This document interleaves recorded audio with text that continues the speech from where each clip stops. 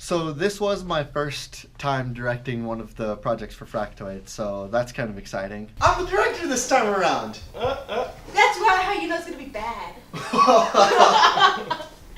For anybody that's starting out directing, I have to say the best and most important thing to do is pre-planning. Just make sure that you know going in what exactly you want, because that's going to make talking to everybody else on set a lot easier.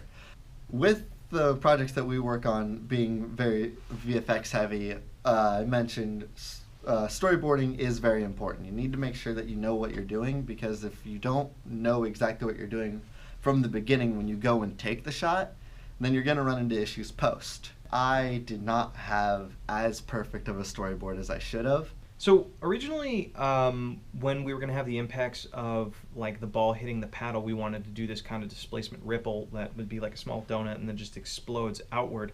But it was happening so fast, and it got to the point where I wanted to be more and more noticeable, and I turned up the displacement, and it ended up just kind of breaking the footage at the corners, and it came to a point where I would have to like compress inward and just literally not go with the original shot, and just became so apparent. We said, all right, we got to try something else. We instead took to like old like Japanese like fighting films, and like Scott Pilgrim, where like any impact would happen, you'd see like a flare of white dust, or like, you know, a ring would explode or something like that. And we ended up applying that, and I basically took the same ripple that I had using just a regular black mask with fractal noise and CC toner on it, and just gave it a little bit of hue change to make it look kind of like gray white dust exploding outward from the impact, and that really sold the intensity that we were shooting for. What you setting up, Blake?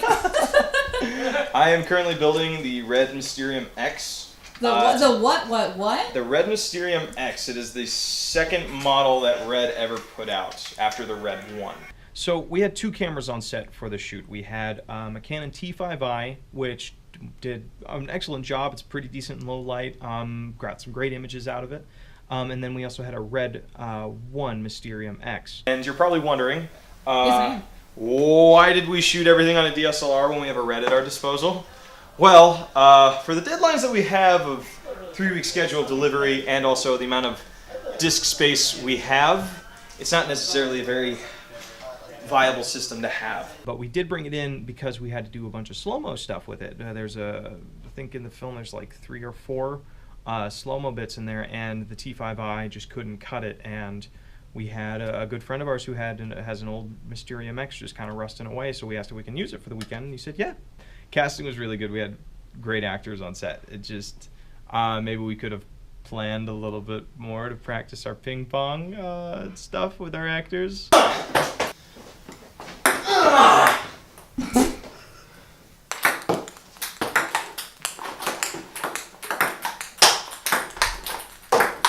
The crew was very small. There was me, Zach, you, Blake, Sarah Stewart, and then of course the 2 actors. We're going to have more C-stands than people.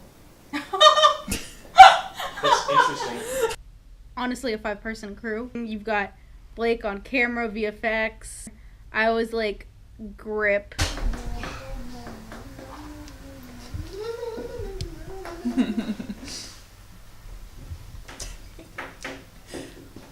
Gonna be checking in Again, on Nina 2016. Not allowed to touch sleeping women anymore. Anymore. So was Sarah Stewart, and she was also BTS. Hey Sarah, thanks for doing the behind the scenes. Anytime. It's easy. Get me off the camera! And then Zach was sound. Check out my YouTube channel, youtube.com/c/czworld. I You can zoomed out, follow you me got on some Facebook room. and Twitter and all of that stuff also. Subscribe. So it's Wednesday. We were supposed to deliver yesterday. We're still handling some VFX and sound and stuff, but we're gonna get there. Back to work. Hey peeps, video comes out Tuesday. We're a little bit late. We had to kind of push things back because we were working on a 48-hour competition. But I'm just in the middle of wrapping up all of the sound effects. When doing sound effects, you just kind of pick it apart piece by piece. First, you focus on dialogue, making sure all that stuff is good and there's no clipping or any like artifacts of any kind. And then from there, you just start building the environment and do all the Foley and do all the sound effects, and then build upon it. And luckily for this one, there's not too much. A lot of it is just natural stuff. So as long as the dialogue is okay, we're fine. And then, to fill the space, I'm probably going to be adding just a little bit of, background music or like the stereos going on just to kind of give the environment a little bit more depth and just interest. But everything's going pretty solid. Hey guys, hope you learned something from this behind the scenes.